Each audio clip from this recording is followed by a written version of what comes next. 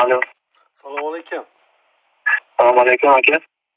Abdulatif aka, yaxshimisiz? Ahmad O'kchim aka. Sog'ligingiz yaxshimi? Ha, tekin Xudoga shukr. Toshkentga borib keldim. Aha. Toshkentga borib keldim. O'sha Oliy sudni o'rinbosari o'sha Alisher Usmonov bilan ko'rishib, arizani qildim. Men arizani advokatga yozdirsam ham bo'lardi, lekin men o'sha narsani, o'sha bor narsani tushunadigan qilib, hujjatlarini ilova qilib keldim.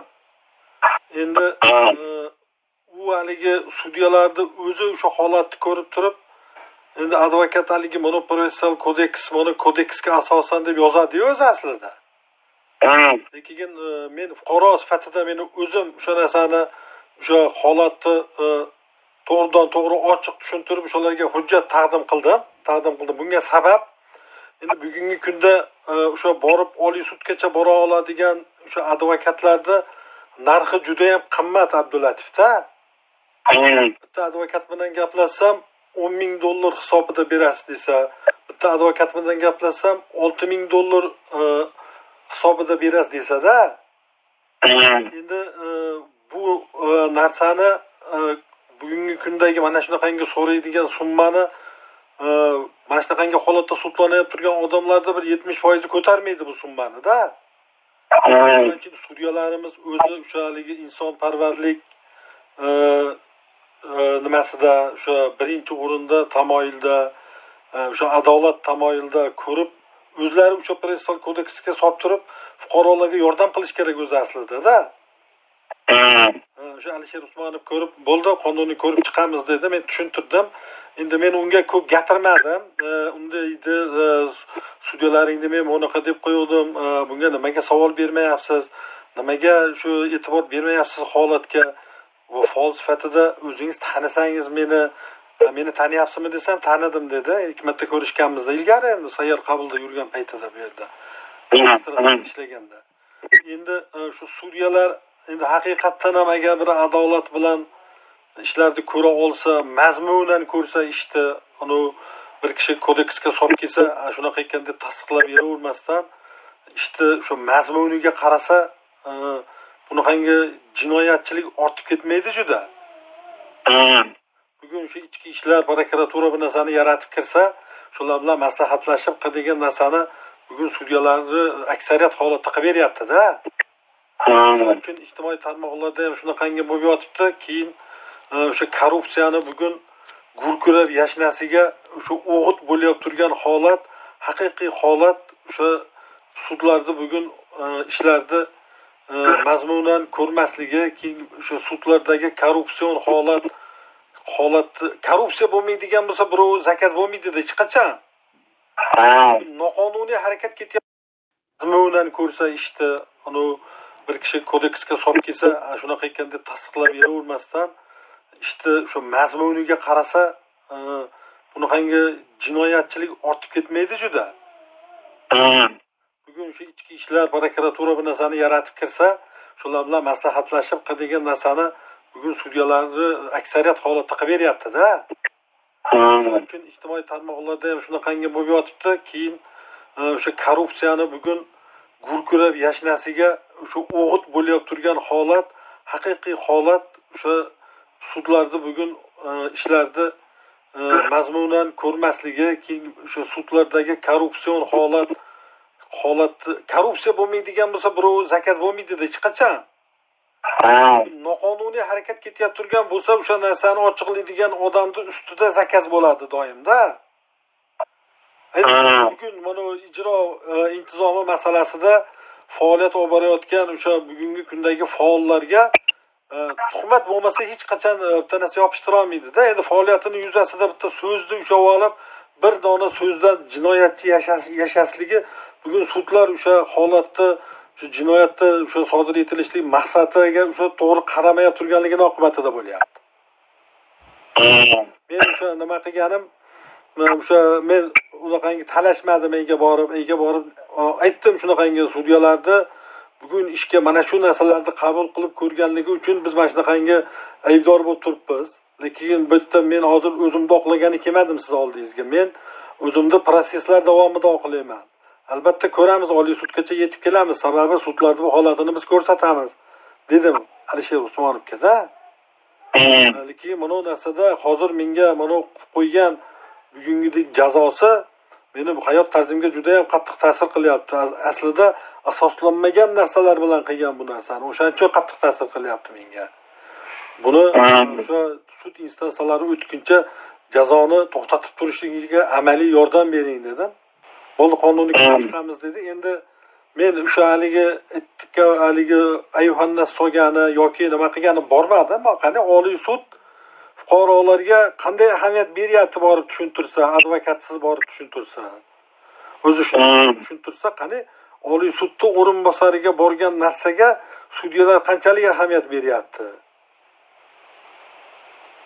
Endi bir ish sifatida ko'rib chiqilar ekan. Endi anchagina o'sha hujjat topshirdik. Hech bo'lmaganda bir yarim jild bo'ladigan darajada hujjat topshirdik. Shundan ko'rib chiqib, agar savollari bo'ladigan bo'lsa, albatta bog'lanishib, mana biz tushunmayapmiz. Advokat bo'lganda chaynab og'ziga solib qo'yardi ularni. Tushunmayapmiz, qani deb aloqaga chiqsa kerak. O'sha o'zimiz xabarini yetkazdiramiz deyishdi. Endi o'sha Toshkentga chiqib ketishligimdan oldin Uchko'prik tergovidan telefon bo'ldi. Shunaqangi aka, ertaga tergovga keling, ariza bor edi dedi. Endi mo'ljalda birorta eski Ahmedovmi arizachi desam, ha dedi. O'sha eski bekitilgan birorta ishlarni yana qaytarib prokuraturaga ariza qilishib ko'tarishibdi shekilli. Endi o'sha mana hozir jamoatchilikni uyga qo'yib qo'yib tinch qo'ygishi yo'qda bularda. Bularda alami chiqmadi bu narsa bilan ham. Nimagaki buni nimalarni buzmayapmiz, sud hukmini narushini qilmayapmiz, hamma narsa to'g'ri ketyapti, ularga yoqmayapti. Endi shunday qilib asabimizni buzsa, juda ham katta bir jinoyat kelib chiqadi bu yerda. Qarab turing, nimagaki bir kishini 2 yil, 3 yil davomida surunkali yozaversa, har qanday bardoshli odamda ham bardosh tugaydi ekanda. Bu narsadan mana joyda, uni joyda meni uyimni o'sha buzishga chiqarishligi, o'sha joydagi hamma o'sha haligi nimalarda hujjatlarda to'liqligicha 40 ta odam guvohlik berib turganligi, butun MFIni raisi, hokim yordamchilari bu shunaqangi bo'lgan narsa deb bir guvohlik berib turgan narsani bir tinga olmadi-da. Bu sudni mazmunan ko'rishligi, insonparvarlik yuzasidan bir insonni uyini buzishga chiqarishlik, bir kishi qasddan shu narsani qilib bersa, bugun sudyalar o'sha narsaga hukm chiqarishligi, keyin bu yerga hali ko'zdan kechiruvga kelganda men so'raganman, shu bitta iltimosnomamdan shuni bajardi. Ko'rib, shu yerda to'liq videosi turibdi u narsani. Men gapirsam gapirtirmayapti. Men tushuntirishligim kerak sizlarga desam, gapirmang, ketib boramiz deb arazlab ketib borgisi kelyapti-da. Endi mana o'sha o'zlaricha kelib ko'rib ketgani, o'sha hukmda o'zini kuchida qoldirib ajrim chiqarishdi-da. Hozir jinoyat ishini keyingi etapga bergansizlar qilib. Bu hali ko'rmadimi? Yo'q, uni Toshkent viloyatiga chiqardi uni. Xo'p, qayta chiqargan bo'lsa, hali ko'rmadimi? Yo'q, hali ko'rgani yo'q. Endi chiqardi, endi yuborilmoqda deb Farg'ona sudidan xat keldi, Toshkent viloyatiga yuborilyapti deb xat keldi. Endi u jarayon 3 oy, 4 oy davomida ko'rib chiqadi-da. Nimaga hozir Toshkent viloyatiga yetib kelib registratsiya bo'lsa, o'shani 2 oy davomida ko'rib chiqadi. Taftishga berganmisiz buni? Yo'q, taftishga berganman. Nima apellyatsiya o'tdi-yu. Apellyatsiyaga o'tmay qolsa, keyin kassatsiya beriladi. Hozir bu taftish, endi bu taftishlar juda ham qattiq bo'lish kerak, sababi buni o'sha sudni boshidan oxirigacha tergov qilishligi ham mumkin-da.